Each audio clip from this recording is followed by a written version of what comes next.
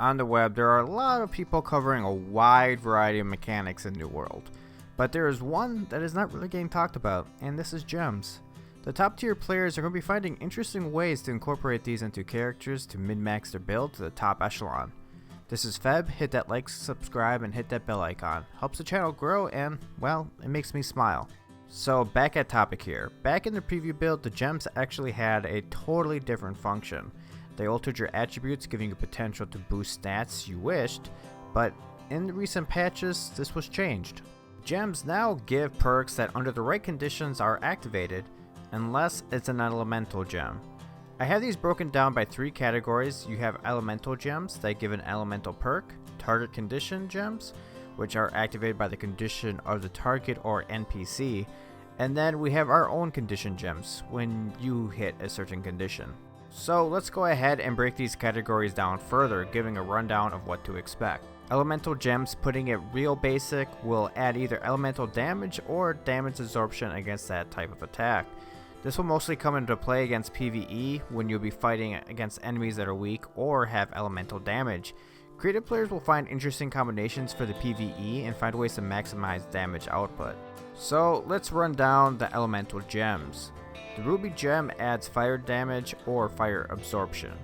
I'll be curious on how this amplifies the fire staff. It's kind of a fire and fire makes big fire, right? So I'll be kind of curious on how that works. Sapphire gem will add arcane damage and absorption. Amethyst gems bring the arcane. Now this is the one I'm most interested in. I love the color of this gem. I'm usually a teal guy, but this purple just pops. And then we got topaz gems will be lightning. Aquamarine gems add ice damage and absorption with the ice gauntlets, such as the fire staff we talked a little bit ago. I see this and ruby gems being the most used. Looking forward to seeing a video done on the benefits of these gems versus PvP and PvE. Then the newest addition to the gems in the recent patch is amber, which will add nature damage and absorption. With elemental gems now concluded, let's move on to target condition gems. These gems will focus on the target of your attacks will have to have these requirements to be activated, or if you attach to armor gear, will provide protection against certain attack types. Granted, I don't know what tier 5 of these gems would be, so we're basing it off tier 3. I would expect the requirement to stay in the same and just have a percentage scale.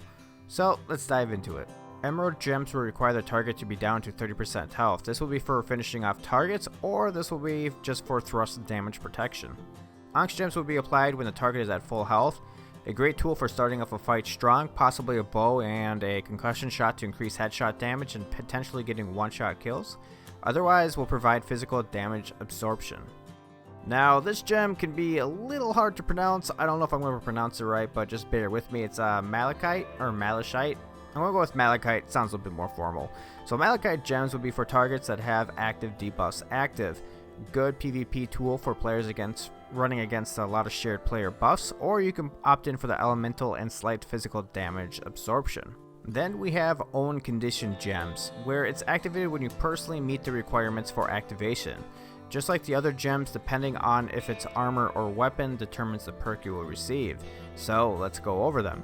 Moonstone will activate when your health drops below 30%, good for the last stand or if you plan on playing near death often, otherwise will provide slash damage absorption.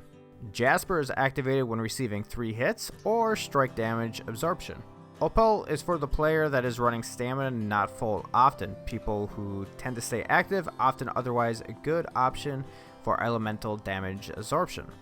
Diamond is going to be great for melee players when facing ranged players or NPCs after being slowed or rooted. Otherwise, just like the malachite gem, gives slight elemental and physical damage absorption as well. So we have one more gem. I was unclear which bucket to place this in, since it's actually intended for tank players or healers, kind of. It depends on if you put it on the weapon or put it on your armor. So the chameleon will increase your taunt or lower your taunt. Kind of take it with which one you want, right? All of these gemstones will be found via mining as uncut gems with tiers 1 through 4. Then players will need to use stone cutting to make cut gemstones, tier 2 to 5.